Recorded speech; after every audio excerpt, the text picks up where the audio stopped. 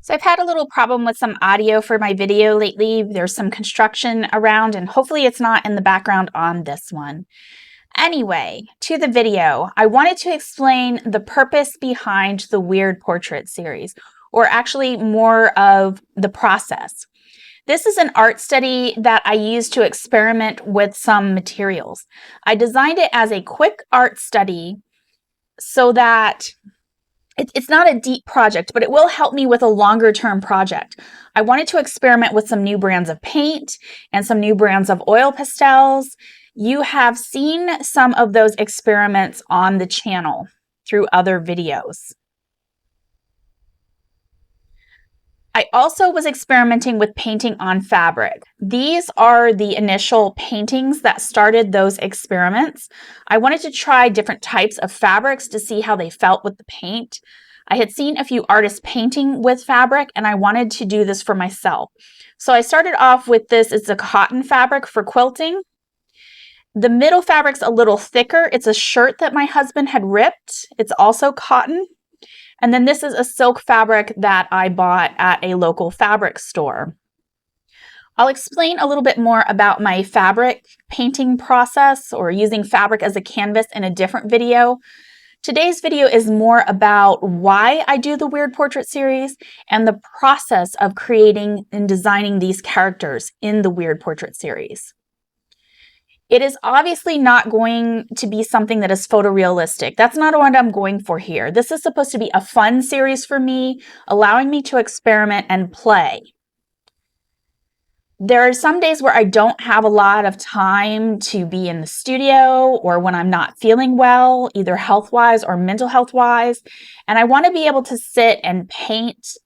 And sometimes all I have is about 20 or 30 minutes. So this study was meant to play into that time frame and again, allow me to work towards a larger project. In this case, this project is part of a custom fabric that I am creating.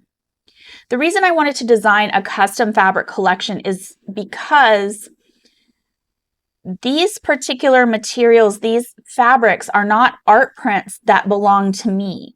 I wanted something of my own. I wasn't sure if I used another artist's fabric design, if I could make art prints off of it, or if it would have to be a one and done canvas. I also am planning to use these designs as collage fodder. I'll be creating not just fabrics, but custom papers, cutouts, and stickers that I will use in other larger products, or I should say projects. Anyway, let's get to how I make these particular designs. So essentially what I do for this series is I use a drawing exercise called continuous line drawing. The goal is to try to create the drawing without picking up the pencil or pen. You find an area to start and then you continuously move around the page while you look at the inspiration photo or the reference photo, if you will. And as you're doing this, you're not really paying attention to how you're drawing. You're trying to hold your pencil loosely. You're not going for 100% accuracy. You're going to get something odd and something that doesn't look completely like the reference. That is what works very well for me, and you'll see with the end piece that it looks nothing like the reference at all. But you get something very odd. You're using the reference piece more as a way to give you a position for the figure that you're going to draw or create. And you have some license and leeway to change things while you're painting or using oil pastel or whatever medium you're going to use to fill in the character you're creating with color.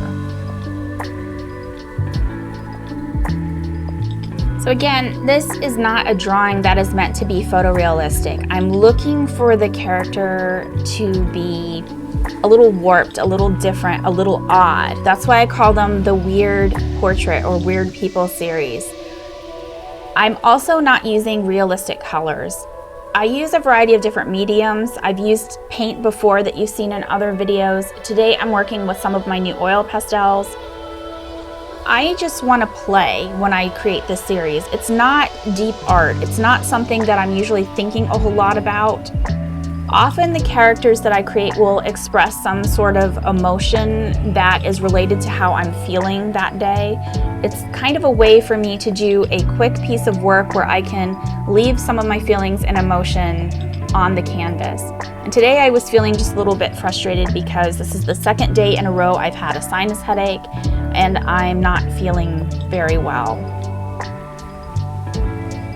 I did want to make a quick side note with the oil pastels.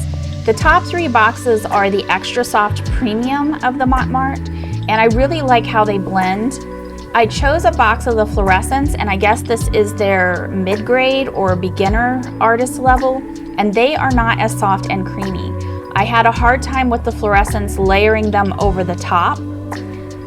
They tended to want to scratch any of the pastel off that I had already put down, and a lot of them were dry to the point that they were breaking apart when I pulled them out of their little container there. I think I will be using them in the future more as like a base layer underneath the creamier pastels. I am a little bit disappointed because often when I'm painting, I add a little bit of these fluorescent neon colors to the paint to blend in and add a little bit of highlight. So I'll probably be searching around to see if I can find another fluorescent pastel that's a little bit better than these are. So as I start working on the hair, coming up in just a moment, you'll notice that it is nothing at all like the reference photo. Again, the reference photo just gives you a point where you can look at it and have an idea of how things are sitting, where some of the values should be, but you still have a room, You still have a lot of room to play and experiment and adjust the painting to be whatever you want it to be. In this case, I made the hair a little curlier. I have noticed that some of the people I have been watching who work with oil pastels are working in larger sketchbooks than what I'm working in. This is about an 8x8, I believe. It's square. For some reason on the camera it's coming off as rectangular, but it is square. It's a good size to do some of these quick drawings. In fact, one thing I didn't mention earlier is when I'm doing these quick line drawings, sometimes I've got my sketchbook open and I am making these drawings while I'm playing a video game, usually something like Call of Duty where there's a wait time in the lobby, and I'm challenging myself to see how quickly can I create the line art while I'm waiting to get into a game. Sometimes I've only got, a minute or two before the round starts. So I'm just gonna let you watch me work and finish off the painting, and then I'll come back in and comment on the completed piece.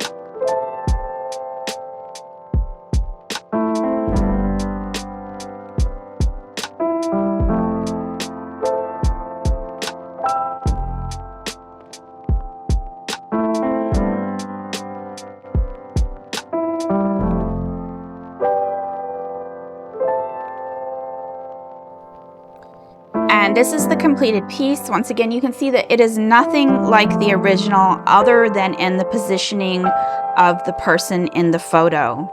There are a few other things I could have possibly done. I realized I didn't put some of her hair over here. I did not put in the braids in the hair. I'm finding that these are very chunky and it's a little more difficult for me to put in that type of detail. It's something that I want to work on. I have noticed some of the other artists who are working with the pastels are using larger notepads. I think I mentioned that earlier, so that's again something I want to do. This piece will end up being used as an influence or a part of some of the collage paper that I'm coming up with and some of the fabric that I'm designing. I will be sharing in a future video how I will turn this into a fabric design, so stay tuned to the channel for that.